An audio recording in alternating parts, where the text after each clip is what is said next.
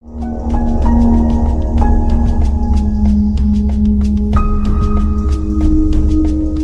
name is Edward Lohnes Jr. I am an enrolled member of the Spirit Lake Dakota Nation.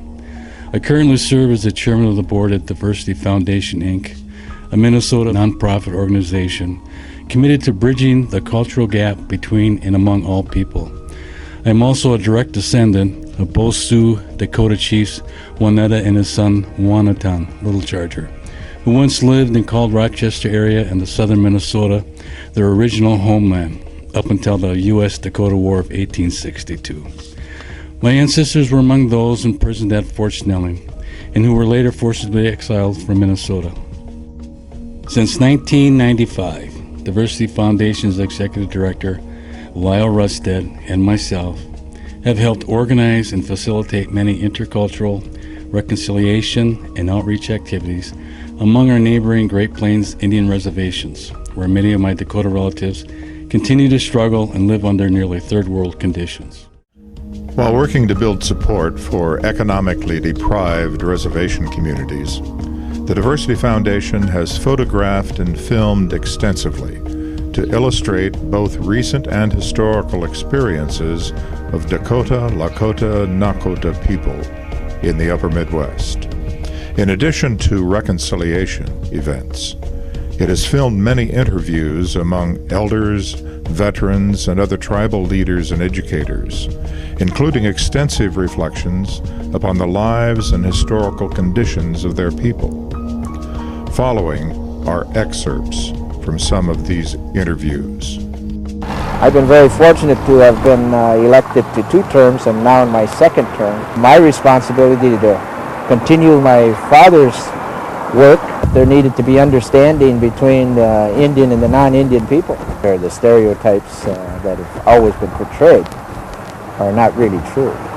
I thought it was important that Shakopee continue to be involved, and now we have the resources to be able to get out and support these kinds of groups that are fostering this understanding. So we stopped in Mankato restaurant down here, about 6 of us. And a group of kids come in, and they were making slurs about, well, we hung 48 of you, and they said we might just hang another 6. So we just quietly got up, we didn't pay them, got up, and we left. And I figured that if we ever brought the powwow and get the white people to mix with the Indians and make these people realize that we're not uncivilized, still keep our own tradition going. And then I called Amos Owen, and didn't take him but 1 second to say, all right, well, I'll be there.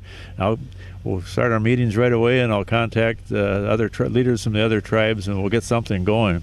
And the 3 of us formed, the nucleus of it. And then Amos's wife, Ione, and his brother-in-law, Wally Wells, and Gertrude, his wife, Norman and Edith Crooks,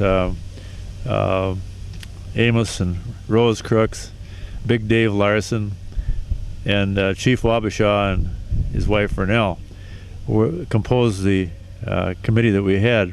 Amos and Rose, they were there, and they talked about their understanding of the culture and the understanding of the ceremonies, and they did both they were both traditional dancers.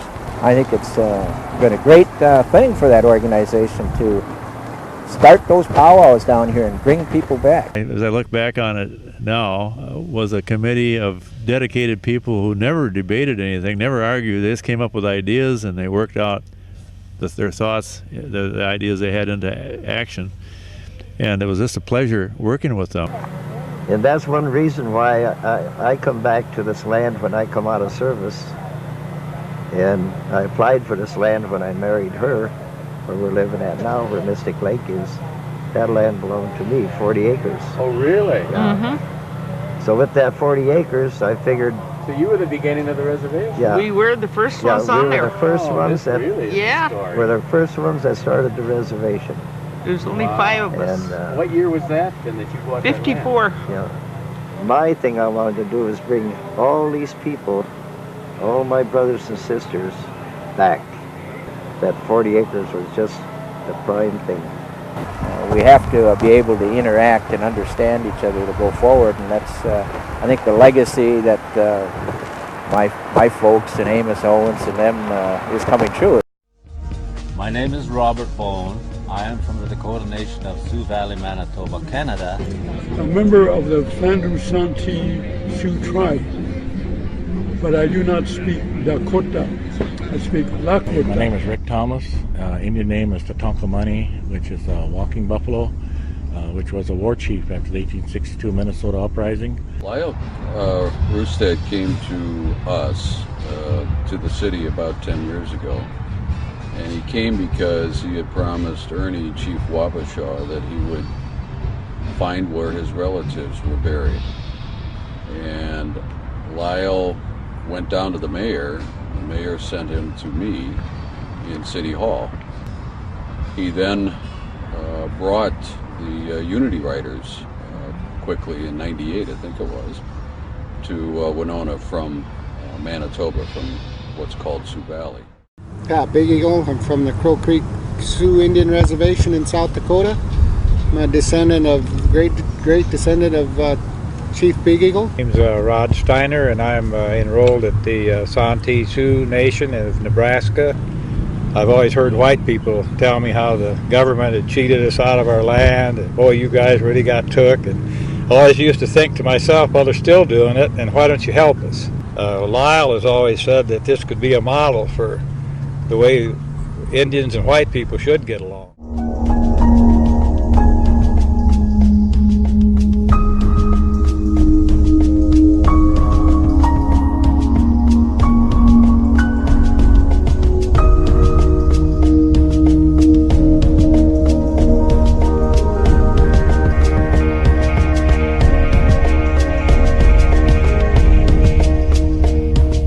Back in history, there's our grandfathers were in jail together, so we've got that tie, and so it's been good to meet them, and they're just really good people. Well, thank you. Appreciate that. That's sort of a Kodak moment.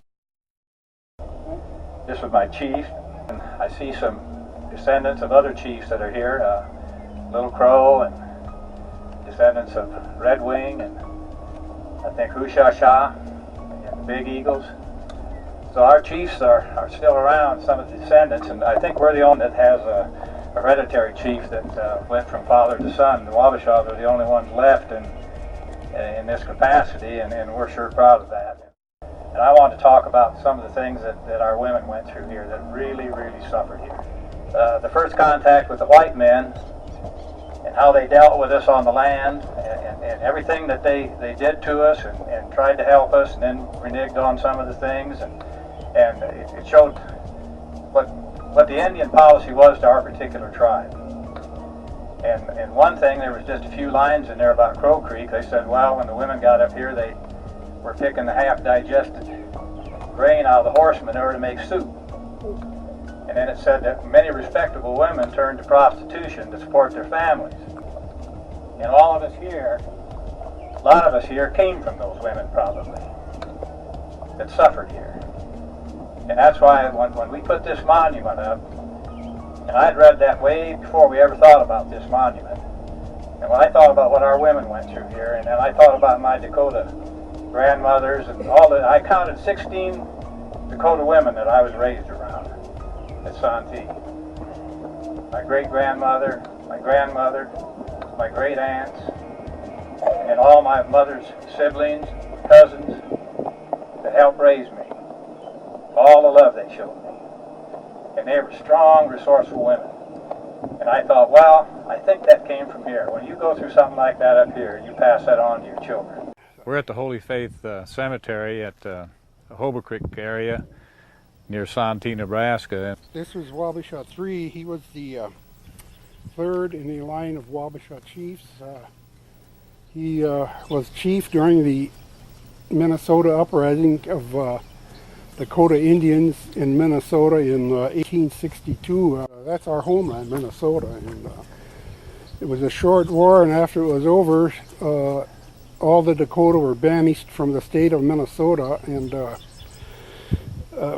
first they were kept that first year at Fort Snelling in St. Paul, and then the next year they were shipped by boat down to St. Louis and then up the Missouri River to Crow Creek, South Dakota. But it was such a barren and harsh land that about half of the tribe died. The people coming up to me and shaking my hand, they called me a chief. They said, they would ask me who my parents were, and I'd tell them, and they'd say, well, you're our chief, and I'd shake hands. They were going to bury a Indian kid out there and that got killed in the war, and I don't know which tribe he was, but either Omaha or Winnebago. All the Indians started coming to the funeral, and they stopped the funeral. What we call a reservation town is a town next to the reservation. You always have prejudice there. I don't care. They can say they don't, but it's there.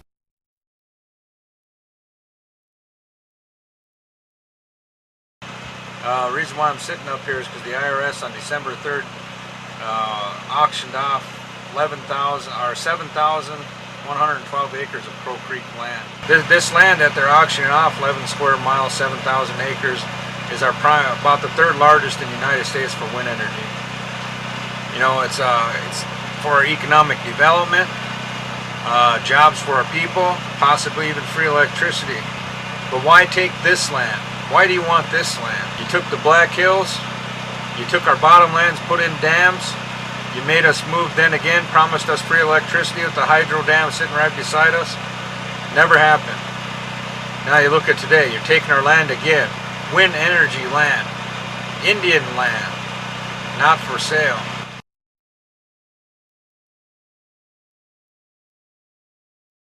Historically, there's never been a president of the United States who spoke well of Indians. And you might ask the question, why? It's because they wanted the land, and they wanted the Indians out of the way. I was elected after World War II. I came back and got elected to the tribal leader. There was no government then.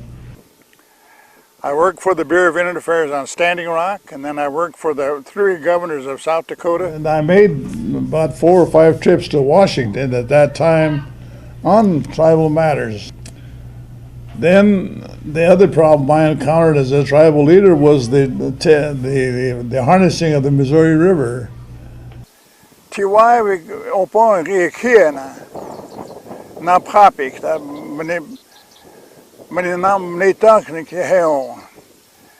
at one time, all of this land was ours.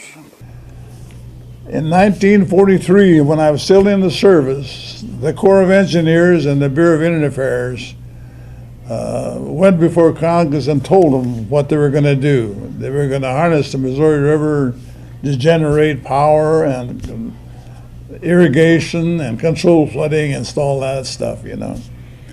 But they never told the tribe. Cindy, I know she's a doctor and she carries an important role. She prefers that, and that's really cool because in a way, you know, that's the humility that we have as humans, you know, so Cindy here will help. Many people want to understand, and so then how do you help them understand the context of the evolution of how this country was settled? Minnesota was Dakota country. Our heart, our soul belongs to our original homelands. How much do they know about that land, that place, and that it's the origins for the Dakota people? And so what better way through helping Diversity Foundation, Santee, Dakota Nation, or Crow Creek, or Lower Brule, or Shakopee, or whatever Dakota Nation that's here today, to create this business enterprise in the heart of this amazing medical complex in Rochester. My name is Roger Trudell. I'm the chairman of the Santee Sioux Nation from northeast Nebraska. I'm in Rochester looking at an economic opportunity in a partnership with Diversity Foundation of Minnesota to create a economic enterprise in the Kaler Hotel. It's across the street from the Mayo Clinic. My name is Red Olson here at Fort Thompson, South Dakota. We're currently at the Episcopal Cemetery here at Fort Thompson. I'm Wes Peterson. I'm from Rochester, Minnesota. I'm a member of Trinity Presbyterian Church in Rochester. My name is Terry Quilt. I'm a Lower Blue Sioux Indian. A group from Rochester is here with us today, and they come every summer, once a month during the summer months to help us restore some of the broken down monuments and to take care of the cemetery as it was neglected for years and years. I guess the person that really got it started was Lyle Rustad, if you guys know him. So, well, he asked if this was possible. I said, yes, it is. And who would want to come to Fort Thompson and do something like that?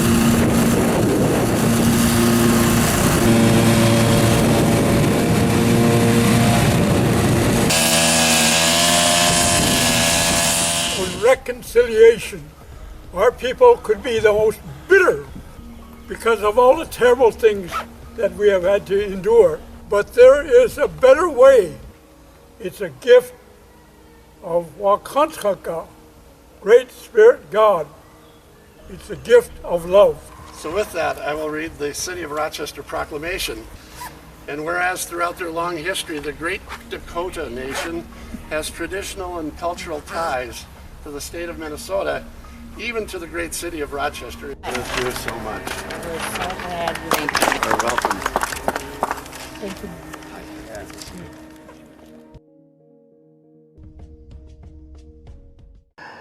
And I want to mention the fact the women played a key role in the World War II effort.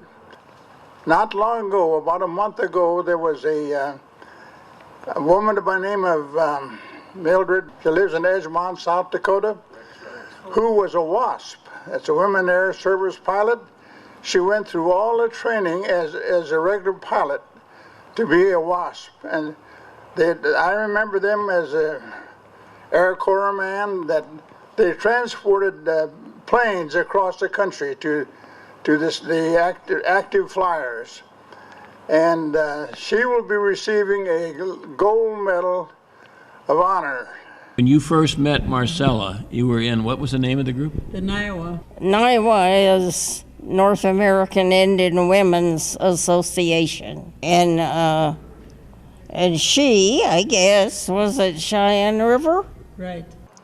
They talked about a lady from the Cheyenne River, Marcella LeBeau. And she was recognized by the country of France. My Lakota name was Pretty Rainbow Woman. I had one of the greatest honors and privileges of my life to serve as an Army nurse during World War II. We took care of patients from D-Day. Then later we went to Liège, Belgium, where we took care of patients from the 3 campaigns. And the reason why they picked to be co-talkers during the war, because all 567 Indian tribes spoke a different language. The enemy captured one, and they tried to torture him to give the secrets out about what they were saying on different missions. They couldn't, he said, yeah, I don't understand that war. I am 100% Indian.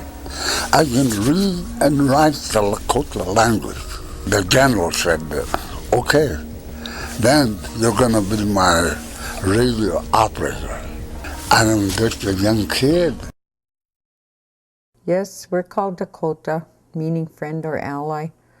We came here to this area 150 years ago. My own grandfather told me many stories about our people when I was young, but some of our memories are hard to speak of. My great-grandfather's brother was among the 38 who died at the place called Nakota, or Blue Earth, back in Minnesota.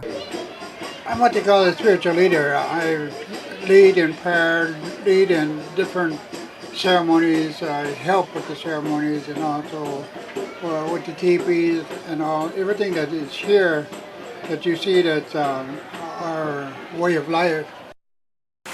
To the dedication of this fountain, Joanne Bird and her husband Gordon. Joanne is an artist and a sculptor and is responsible for what you see standing there. My name is Roger Trudell. I'm the chairman of the Santee Sioux Nation. and I'm quite honored to speak on behalf of Ernest Wabashaw, his family. We are the direct descendants of those individuals that were imprisoned and removed from the state of Minnesota. Oh gosh, it's an honor to know you all. What a thing. Smile, Marcia. Okay. Okay. All right. Always welcome.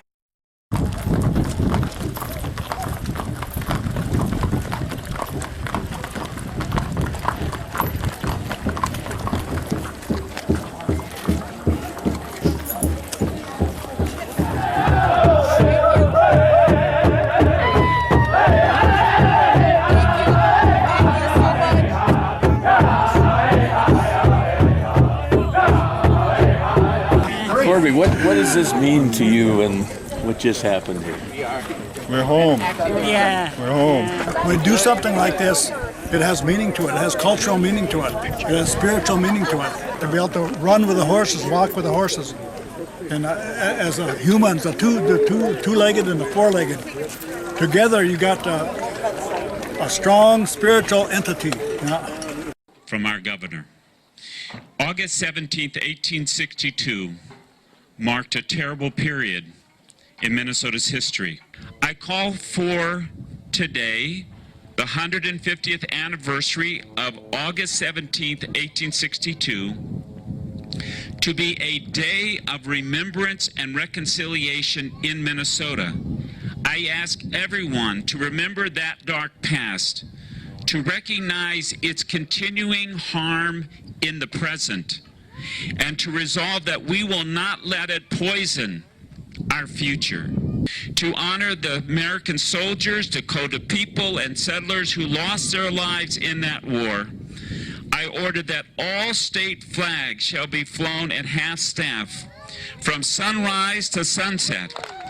And I urge everyone participating in the events commemorating this 150th anniversary to practice not only remembrance, but also reconciliation. Governor Mark Dayton, Governor of Minnesota. It was my story. It was your story. It was everybody's story that's standing where they are right now. 150 years, this is where we are. How did we get here? We all can read the history books, hear the stories, but we all have our stories. What got us here? What's going to get us back here in another 150 years? My Dakota name is Two Arrows. My Christian name is Peter Lenkeek, and I am the staff keeper of the Sacred Eagle staff, the 38+2 staff, and this is my third year. My Indian name is Charges the Enemy in Sight. My Christian name is Jim Miller. So when I got this dream in 2005, that December we started the ride. And so to have a dream, you try to fulfill it if you believe that it comes from the Creator. And I believe that this came from the Creator to talk about Minnesota's greatest secret, the hanging of our relatives.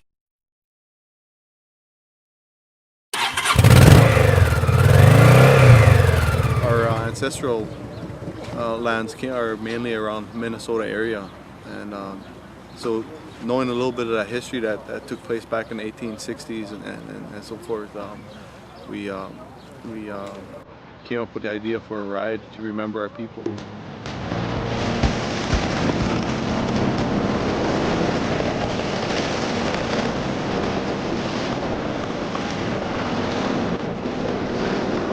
People talk about reconciliation, coming together, healing old wounds, and moving forward.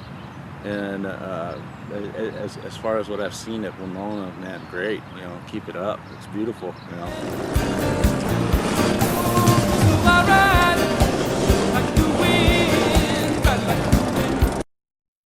Hi, my name is Brandon Sazu, chairman of the Crow Creek Sioux Tribe.